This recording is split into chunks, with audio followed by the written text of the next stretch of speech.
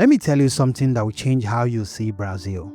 When you watch Brazilian Carnival, the drumming that drives everything, the rhythm that makes it impossible to stand still, the religious ceremonies happening in the background, the Candomblé temples in Bahia, the names of the gods being called Shango, Yemoja Ogun, Oshun, you are not watching something Brazilian. You are watching something Yoruba, carried across the Atlantic Ocean in the bodies of enslaved people who refused to let it die, who held on to their language, their religion, their music, their identity under conditions designed to erase all of it, and yet succeeded so completely that 200 years later, their culture is one of the defining foundations of an entire nation. But here is the part that most people don't know. The Yoruba did not arrive in Brazil as one people. They arrived as survivors of a collapse so total, so devastating, that it scattered millions of people across the continent and across the ocean. This is that story.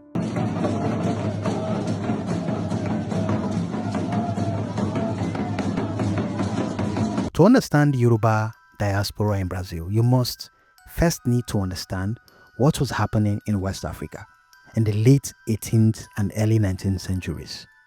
Because the story begins not on a slave ship, it begins with the fall of an empire, the Oyo Empire.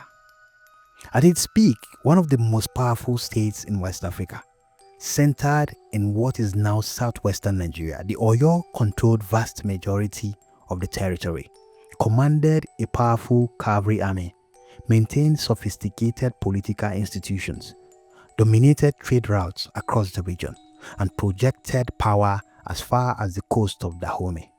For over 2 centuries, Oyo was the dominant force in the region. But empires fall, and Oyo's fall was catastrophic.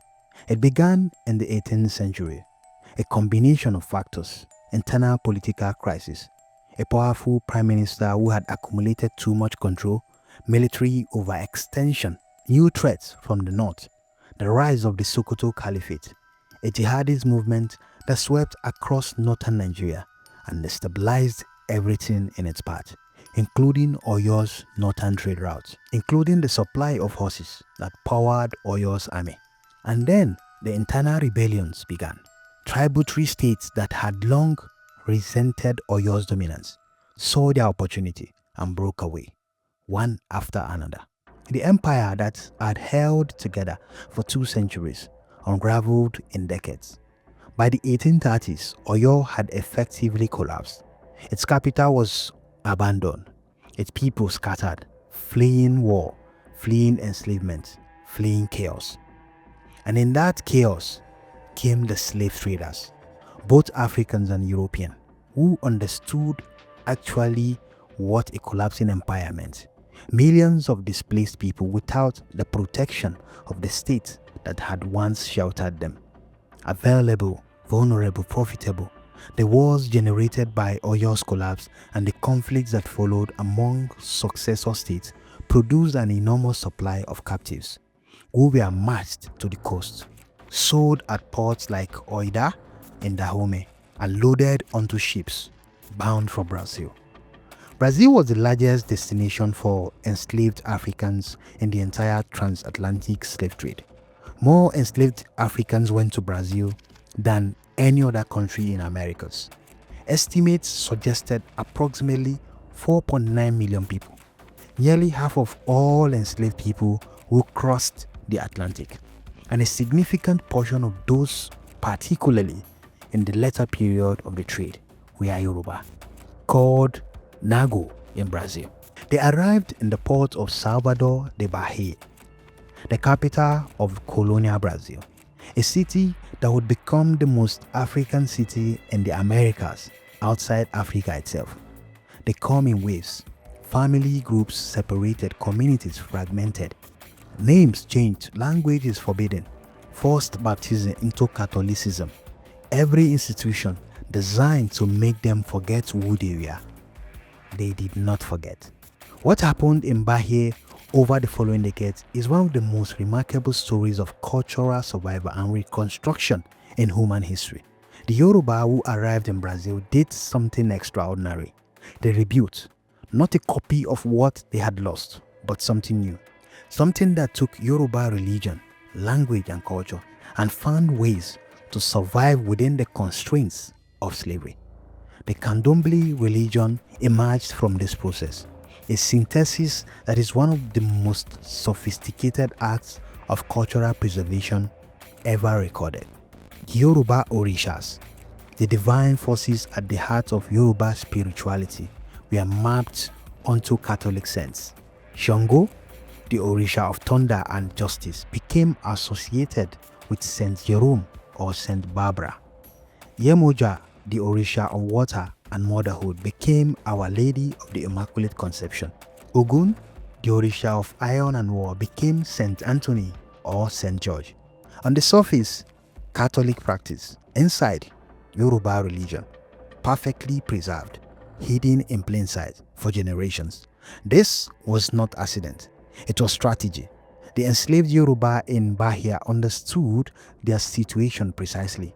They knew that open practice of African religion would be punished, so they found a way to practice it that their enslavers could not easily see, and they passed it on carefully, deliberately, through the terraces, the Candomblé temple, where priests and priestesses preserved the knowledge, the songs, the ceremonies, the names of the Orishas, the specific rhythms on the drums that called each Orisha, all of it maintained, transmitted generation to generation. The oldest and most respected Candomblé houses in Bahia, known as Casa Branca, founded in the early 19th century, trace their lineage directly to Yoruba women who arrived as enslaved people. Women who became the keepers of the tradition, who trained the next generation, who maintained the connection to Oyo, even as Oyo itself was being destroyed. And the culture spread beyond religion. The Yoruba influence ran through music.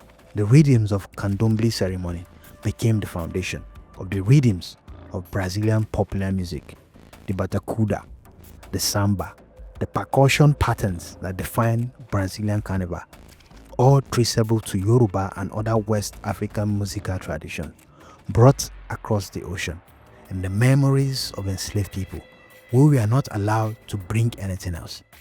The Yoruba language survived in Bahia in remarkable ways, used in religious ceremonies, preserved in sacred songs, maintained by Candomblé communities who understood that language was not just communication, it was identity, it was connection to the divine, it was the thread back to everything that had been taken. Today in Bahia, Yoruba words are embedded in everyday Brazilian Portuguese, in religious vocabulary, in food names, in greetings, a linguistic trace of people who are supposed to be erased. And Yoruba in Bahia did not just preserve their culture, they resisted. The 1935 Malê Revolt, one of the largest slave uprisings in Brazilian history, was led largely by Muslim Yoruba men who organized in secret, using Arabic literacy as a tool of coordination, passing messages that their enslavers could not read. The uprising was suppressed, its leaders executed or deported, but the Malê Revolt remains a testament to something important. The Yoruba who arrived in Brazil did not accept their condition. They fought it in every way available to them. After abolition in Brazil in 1888, something extraordinary happened. Some freed Yoruba descendants returned to West Africa, back to Nigeria, to Benin, to Togo, bringing with them the Brazilian culture they had absorbed, Portuguese language, Brazilian architecture, Brazilian food, creating communities in Lagos and other coastal West African cities that to this day show this reverse culture flow, called the Aguda or Amaros. Yoruba who came back, changed by the diaspora, but still Yoruba. A circle completed. Today, Bahia is called the most African city outside Africa. Its culture, its religion, its food, its music, all shaped fundamentally by the Yoruba people who arrived there in chains. The akaraje sold on the streets of Salvador, the Yoruba food an offering to Yansa in Candomblé ceremony, now a national Brazilian dish, protected as cultural heritage. So here's what I want you to take away from this story. The transatlantic slave trade was designed as an act of total erasure, to take people from their land, their language, their religion, their families, their names, and reduce them to labor, to property, to nothing. But it failed. Not completely, not without enormous cost. The suffering was real and unimaginable. The losses were staggering. But the Yoruba people who arrived in Bahia refused the erasure. They hid their gods inside Catholic saints. They kept their rhythms alive in drums. They passed their language down in secret ceremonies. They rebuilt community in the territorios, and they created something so strong, so deeply rooted, that it became the cultural foundation of an entire country. The Oyo Empire fell, and its people were scattered to the four corners of the earth. But what they carried inside them could not be taken, could not be sold, could not be dissolved in the Atlantic. Culture is not a place. It is not a building. It is not a flag. It is something people carry. And the Yoruba who arrived in Brazil carried everything and gave it to a world that is still living off the gift. If the story made you think, there are more like it on this channel. Real history, broken down simply. Subscribe and don't miss the next one.